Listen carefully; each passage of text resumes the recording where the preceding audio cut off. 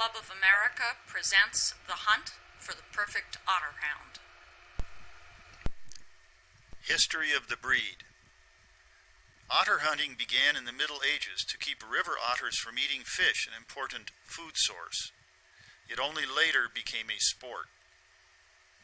The earliest existing reference to the breed dates from 1212, when King John sent 12 Otterhounds to Somerset. The first written description, from the early 1300s, calls the Otterhound a rough sort of dog, between a hound and a terrier. The illustration shows an extinct French hound believed to be one of the ancestors of the Otterhound. By the late 18th century, the breed was similar to the modern Otterhound. In the engraving at top, the hounds depicted hunting otter are large and rough-coated, with the long ears, deep chests, powerful hindquarters, and carrying their tails saber fashion, all as specified in today's standard. The painting at the bottom dates from around 1800.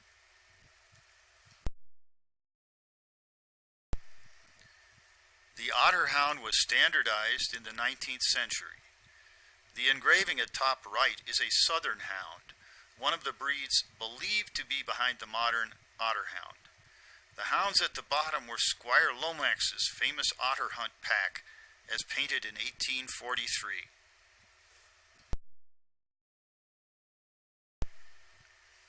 By the late 19th century, the breed was basically a modern Otterhound, as this photo of a dog and etching of a bitch illustrate.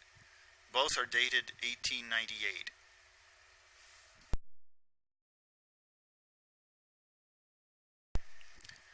Otter hunting reached its peak of popularity in the years just before World War I.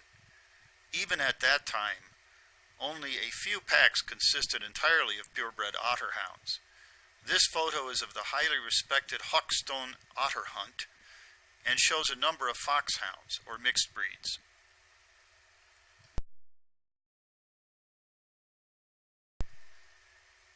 The otter hunting packs in Great Britain crossbred well into the 1960s to bloodhounds and the breeds shown here, the Griffon Nivernais, the Grand Griffon Vendéen, the Welsh Foxhound, and the Dumfriesier Foxhound. Otterhounds were first shown in the U.S. in 1907. They became eligible for AKC registration in 1910.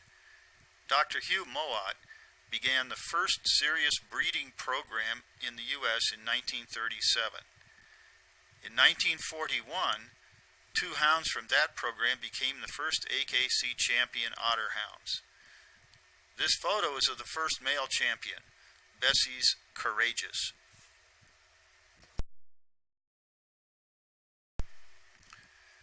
The Otterhound Club of America was formed in 1960.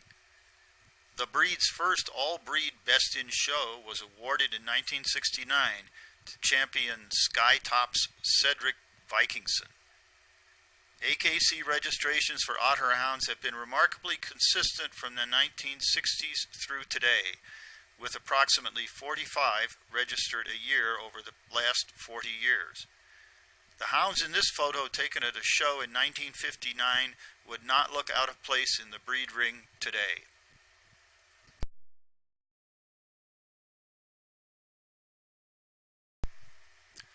Otter hunting was banned in England in 1978, but some Otterhounds still hunt. The photo at top is of Otterhounds now used to hunt mink. The middle photo is of a pack of Otterhounds and other hound breeds on a mink hunt. The bottom photo is of a pack in the Netherlands which hunts a muskrat drag. The Otterhound Standard. Text in this presentation in regular font and read by a man's voice is from the American Kennel Club Otterhound Breed Standard. Any departure from the following points should be considered a fault. Its seriousness should be regarded in exact proportion to its degree. Text in italics and read by a woman's voice is commentary from the Illustrated Standard Committee and the officers and board of directors of the Otterhound Club of America.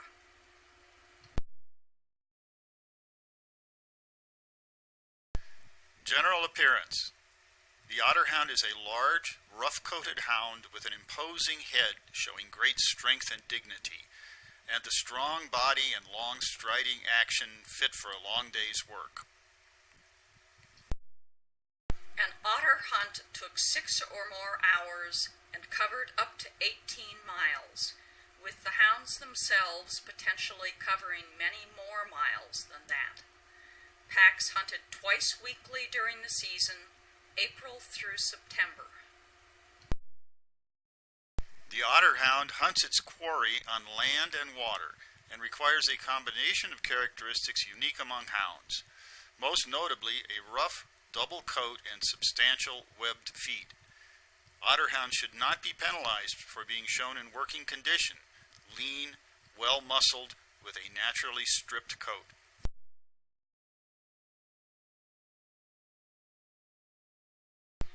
This presentation includes several video clips of otter hunts filmed in Scotland in the 1970s.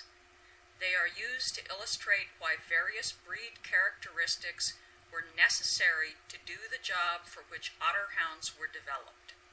The ability to do that job is the only valid criterion on which our standard is based.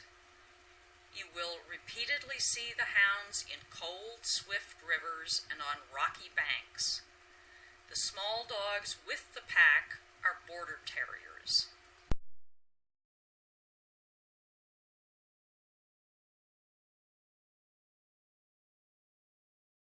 Size, proportion, substance.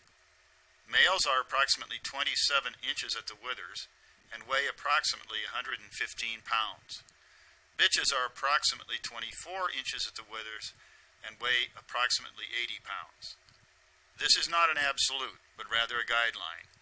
Balance, soundness, and type are of greater importance than size. A hound should be in hard, well-muscled, firm condition. Strong, sound, well-balanced hounds should not be penalized for being over or under the size guideline. Pictured are 3-year-old littermates, bitch and dog. The Otterhound is slightly rectangular in body. The length from point of shoulder to buttocks is slightly greater than the height at the withers. The Otterhound has good substance with strongly boned legs and broad muscles, without being coarse. A sound and sturdy Otterhound should appear to be standing over a lot of ground, the slightly rectangular body allowing for far-reaching, ground-covering gait. At first glance, balance and symmetry should strike the observer, implying power, endurance, and agility.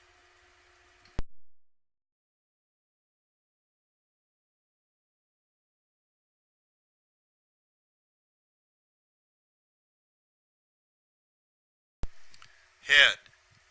The head is large, fairly narrow, and well covered with hair. The jaws are powerful with deep flews and capable of a crushing grip. The Otterhound head is majestic and imposing, denoting strength and character. A wet beard can give the appearance of too little muzzle or lack of underjaw.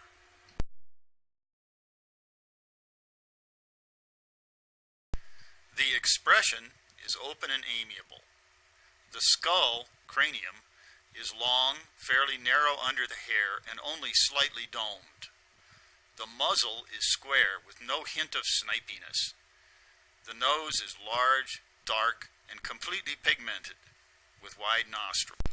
The deep-set eyes, pendulous folded ears, extremely large nose, deep flews on a square muzzle dressed with a beard, and the prominent brow give an air of nobility and sagacity. Both dog and bitch heads possess strength and sense of power. The back skull is slightly wider than the muzzle, but neither is bloodhound narrow.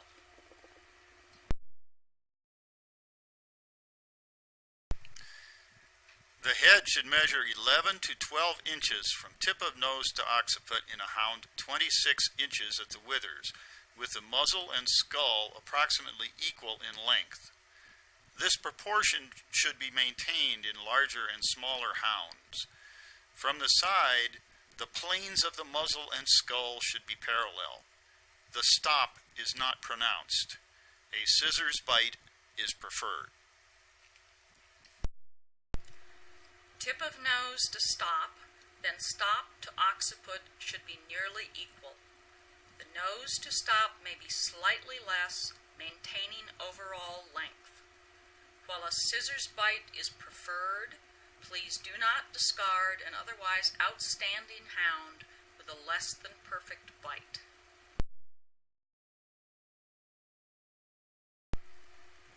These photos show how the head changes as an Otterhound matures. They are of the same dog, ages 9 months, 2 years, and 5 years. Since the Otterhound's head is often well covered with hair, use hands to evaluate structure. The standard and this presentation devote a lot of time to discussing the correct Otterhound head.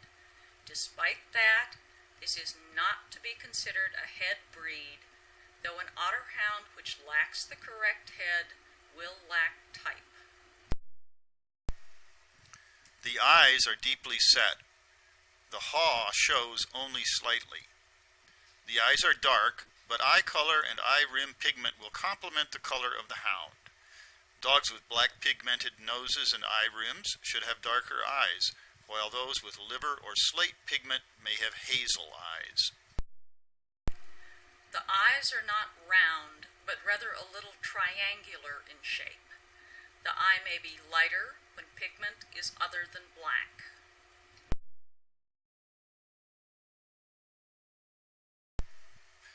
The ears, an essential feature of this breed, are long, pendulous, and folded. The leading edge folds or rolls to give a draped appearance. They are set low, at or below eye level, and hang close to the head, with the leather reaching at least to the tip of the nose. They are well covered with hair. The characteristic fold, where the leading edge rolls back, and the drape from the bell are essential and must not be lost. The fold and bell provide air circulation and drying after swimming. When warm, the hound may carry its ears folded back, or when excited, is capable of pulling them quite high.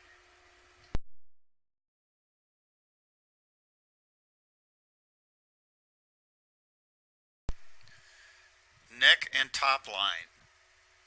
The neck is powerful and blends smoothly into well-laid-back, clean shoulders, and should be of sufficient length to allow the dog to follow a trail. It has an abundance of hair. A slight dewlap is permissible. The top line is level from the withers to the base of the tail. The top line is tabletop level, broad and strong. The loin is short, full, and muscular. The rump flat. The Otterhound should have good length to its neck, so it can easily reach the ground to scent as it works its prey. The neck may appear shorter than it actually is because of the abundance of hair, especially in a mature male. The hound pictured tracking is a young male, the bottom left photo a young bitch, the bottom right photo a mature male.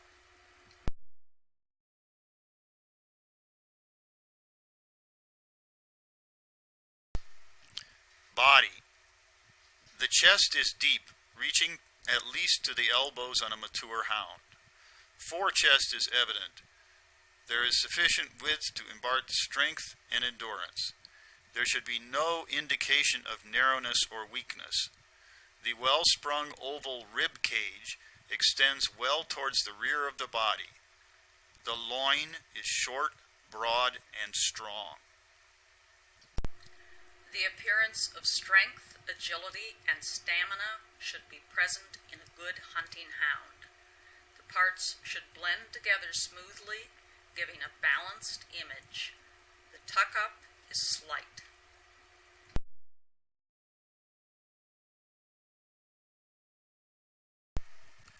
The tail is set high and is long, reaching at least to the hock.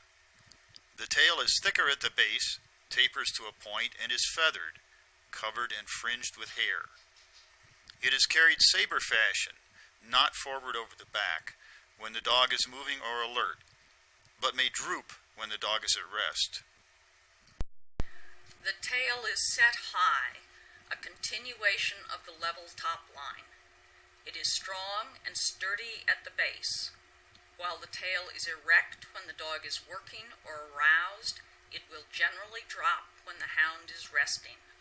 Occasionally, a young male that is extremely excited will carry his normally saber-fashion tail too far up over his back. The tail was frequently the only part of the hound that could be seen when a pack was working in tall brush or heavy cover. If you watch this film clip carefully, you'll see the tails.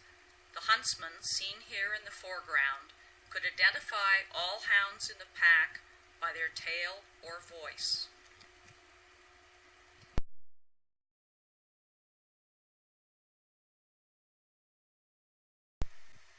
Forequarters. Shoulders are clean, powerful, and well sloped, with moderate angulation at shoulders and elbows. Shoulders should feel strong and well muscled. The moderate angulations allow for adequate length of neck and good reach. A shoulder that is too upright, coupled with a short upper arm, restricts movement. The legs are set well under the body. A line from the withers drops plumb with the elbow.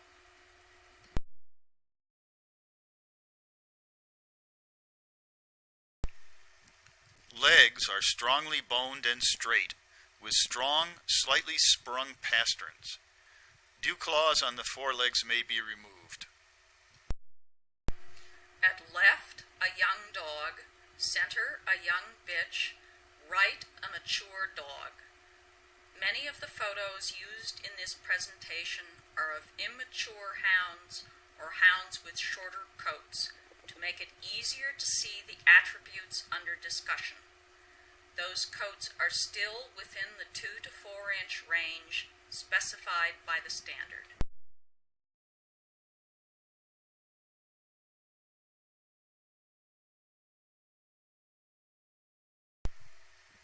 View from the front.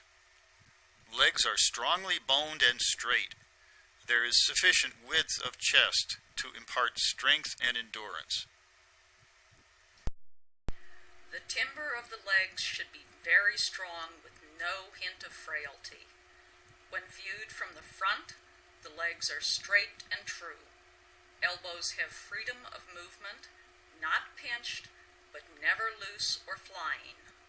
The chest is deep and wide enough to provide plenty of space for heart and lungs, which must work hard while the hound hunts over miles of rough terrain and swims tenaciously against strong river currents.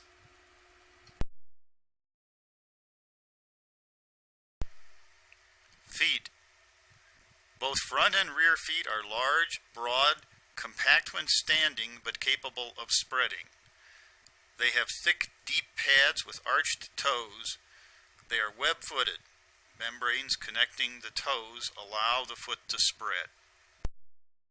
The substantial legs are supported on very thickly padded large feet, the toes of which are well arched with strong nails. Providing efficiency when swimming and support on marshy ground, these broad, webbed feet are a necessity. Here again are Otterhounds hunting along a rocky riverbank. They are relying on their large feet, thick pads and strong nails to hold up to miles of this kind of terrain when soaking wet. The hounds shown swimming had been sent out by the huntsman to check for otter scent on an island.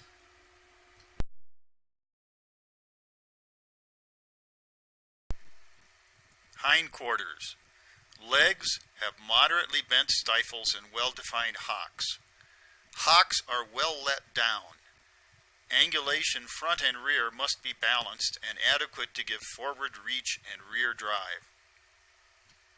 The distance from hock to foot is relatively short. The rear feet are equally large, thick, and well-knuckled as those in the front.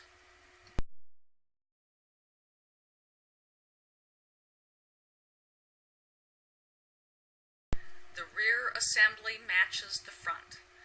Viewed from the side, the rear is less angulated than many other hound breeds, though not so straight as to allow for short, stilted movement or lack of spring to scale banks. Overangulated hounds would tire easily. Huntsmen observed they could not as easily hold up to the full day's work. The rear is not that of a hound built for running or speed, but for steady, long work over rough terrain requiring power, stamina, and action.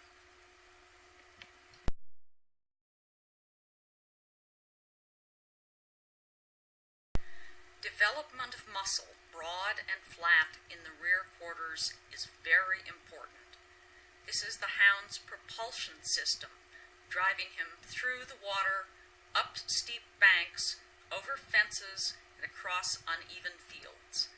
If you've ever attempted to run in water, you know what hard work it is.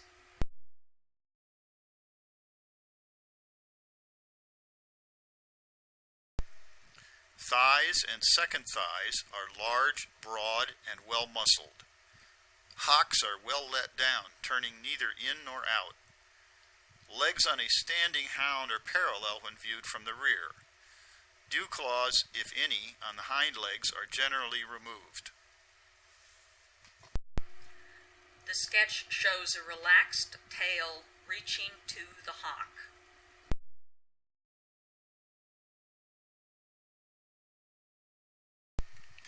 Coat. The coat is an essential feature of the Otterhound. Coat texture and quality are more important than the length. The outer coat is dense, rough, coarse, and crisp, of broken appearance. Softer hair on the head and lower legs is natural. The outer coat is 2 to 4 inches long on the back and shorter on the extremities. A water-resistant undercoat of short, woolly, slightly oily hair is essential, but in the summer months may be hard to find except on the thighs and shoulders.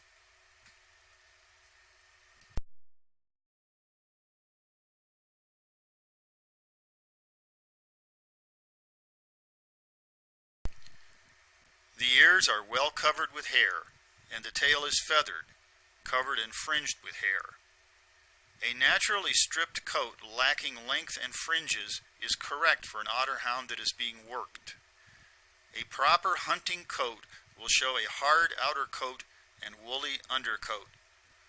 The Otterhound is shown in a natural coat, with no sculpting or shaping of the coat.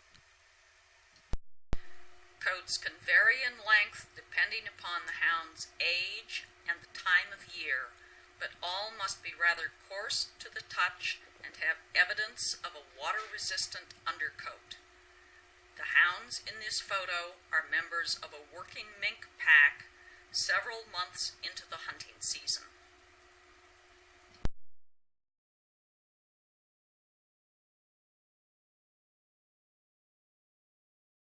The Otterhound's double coat has an unkempt, broken appearance.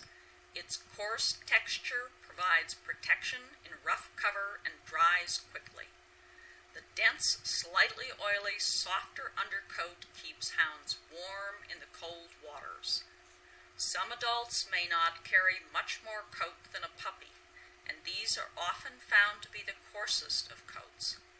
A naturally stripped coat lacking length and fringes is correct for a hound that is being worked, the head and leg furnishings being the first to go. Though hounds in the U.S. are seldom hunted, many otter hounds here participate in tracking as well as conformation. Faults. A soft outer coat is a very serious fault, as is a woolly textured outer coat. Lack of undercoat is a serious fault.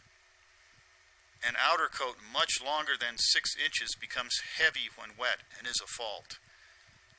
Any evidence of stripping or scissoring of coat to shape or stylize should be strongly penalized as a fault. The Otterhound should never be hand-stripped, scissored, shaped, plucked, fluffed, or poofed. These grooming styles should be severely penalized. This is the only section of the Otterhound standard which details specific faults. Color. Any color or combination of colors is acceptable. There should be no discrimination on the basis of color. The nose should be dark and fully pigmented, black, liver, or slate depending on the color of the hound. Eye rim pigment should match the nose. The color of an Otterhound at birth, or even as a young dog, does not necessarily predict how it will appear as a mature adult. Pictured are some of the possible colors in Otterhounds.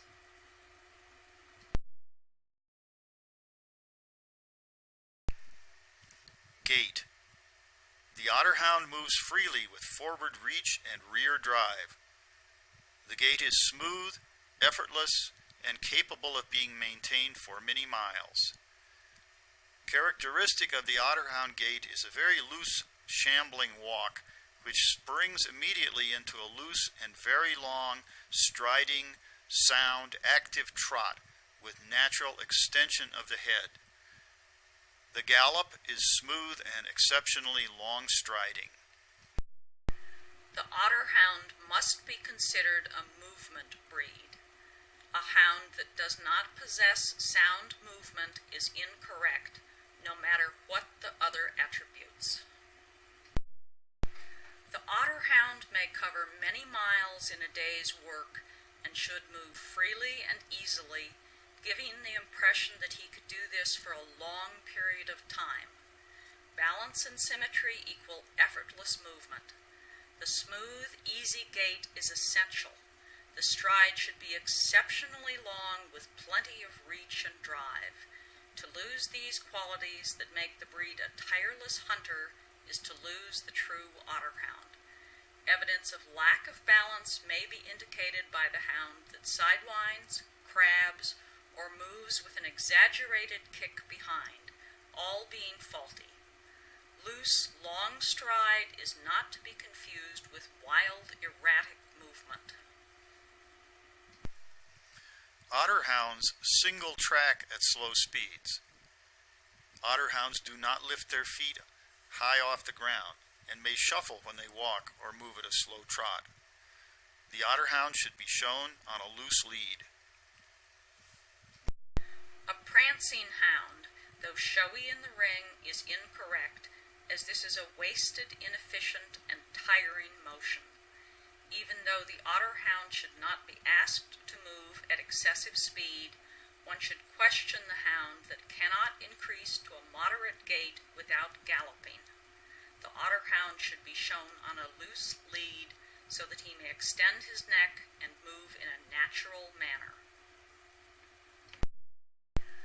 The Otterhound must stand broad both fore and aft to properly support the deep, strong body. Walking slowly, he will move rather wide. As his speed increases, the legs will converge under the body. Going away, the hocks are parallel, with the rear driving. Approaching, the legs should be well extended with only minimal in-turning of the feet. There should be no looseness of pasterns, causing paddling and or winging. Some Otterhounds will occasionally pace when starting to move or when moving slowly in a restricted area. This is a relaxing gait and should not be penalized as long as the hound shifts into a strong, active trot when moved faster.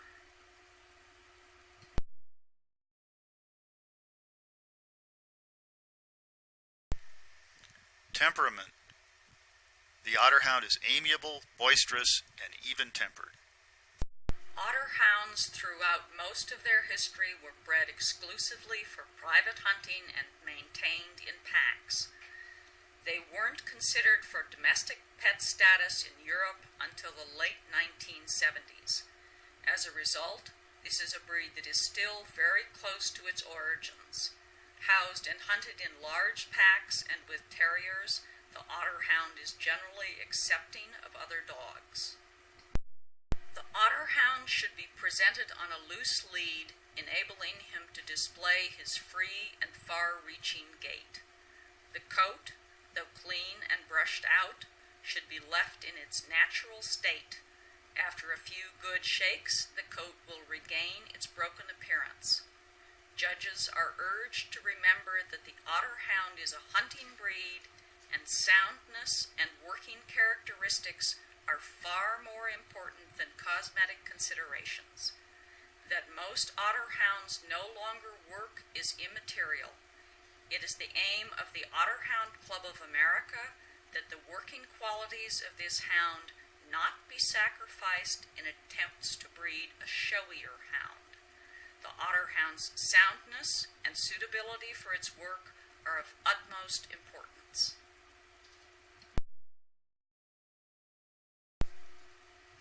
Though there is no perfect Otterhound, the Otterhound Club of America hopes that this presentation will help you in your hunt for the best possible representative of the breed, whether in the show ring or in your breeding program. Thank you for your interest in our breed.